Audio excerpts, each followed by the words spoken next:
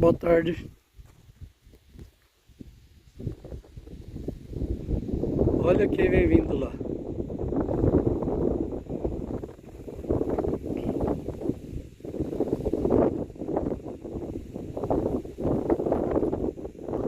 Olha a vastidão do lugar onde a gente está. A divisa entre a cana e o eucalipto. Olha, lá em cima já foi tudo cortado.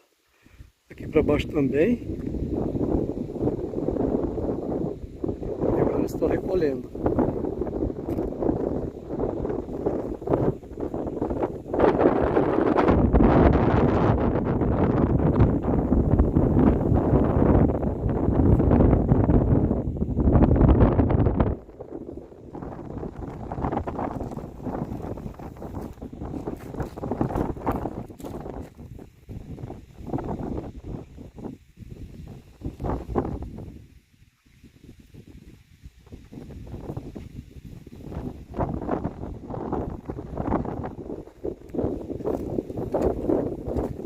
Lá em cima a rodovia.